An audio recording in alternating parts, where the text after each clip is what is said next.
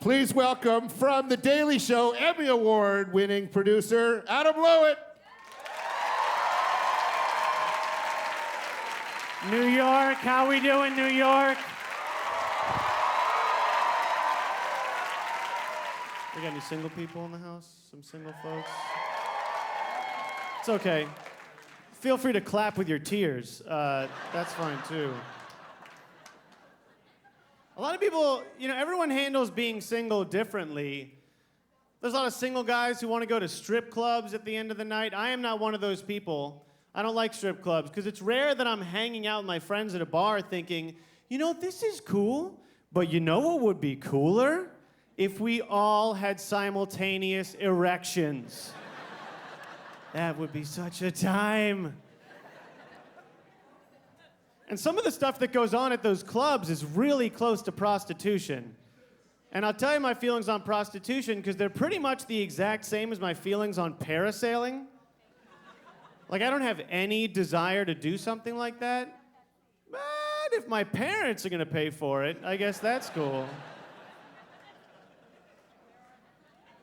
Some single people get really sad and lonely. I had my friend who was hanging out the other day, comes up to me, he's like, oh my God, sometimes I see these girls in the street, I start having these passion attacks. I was like, wow, did you just try and redefine the word rape? I don't think we're allowed to do that. Did I miss a meeting or something? I have a girlfriend now, she's great, but I was single for a long time. I was out there dating here and there, and I noticed the thing about myself when I was single is that I would get increasingly bitter, and that I would act on that bitterness.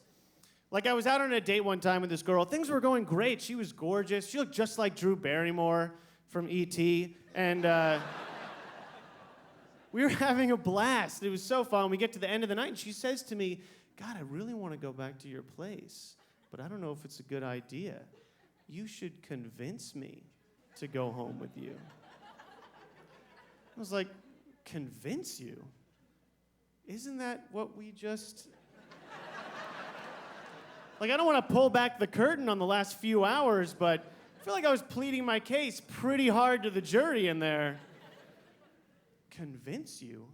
It was so weird. I'm like, I don't know what else to tell you. If you don't want to come hook up with a less muscular, Jewy version of Vin Diesel, I don't know what else I got for you. So we went our separate ways. I got on the subway. I went back to my house. I got off the train. I got a text message from her that says, I ran after you to get on the train and come back with you, but I was too late. And I think I would have found that really romantic under any other circumstance. And then the proper response could have been don't worry about it. Maybe next time.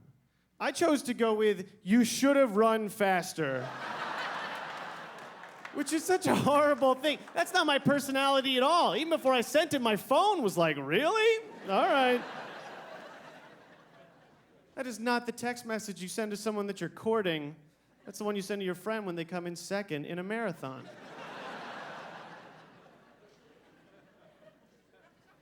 People are always surprised that I would send a text message like that because oh, you seem like such a nice guy.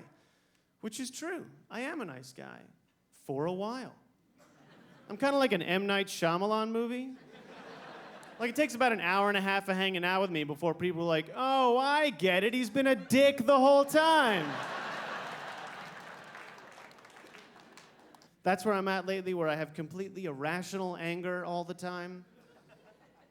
I was walking on the sidewalk the other day, saw a plastic bag floating around doing one of those American Beauty things. I honestly just stood there and rolled my eyes at the bag. Really? Really?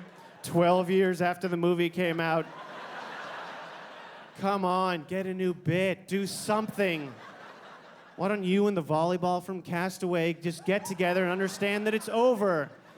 Film your Where Are They Now TV show and move back to Brooklyn.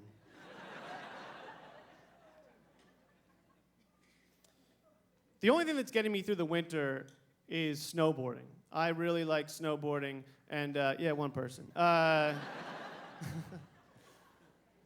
I like snowboarding. Last year was the first year I really got into it. I committed 100%.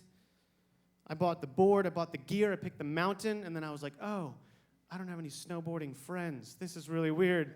So what was an extremely low point in my life, I signed up for a website called meetup.com. I didn't feel the same way. Give me 2 minutes. If you've never heard of the website, it's exactly what it sounds like. People with mutual interests getting together to go do an activity. Now, I've never done online dating, and this is online friendship, which feels way fucking worse. I can imagine it's the same feeling of defeat as dating online, and then just subtract the prospect of getting laid. It's perfect.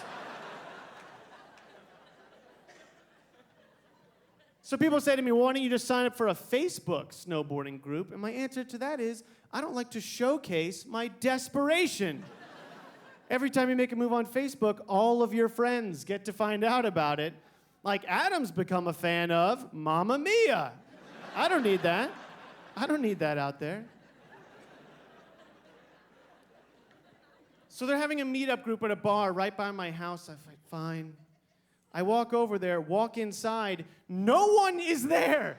No one shows up. I've never been stood up by a collective group of people before. They should change the name of that website to maybewe'llmeetup.com.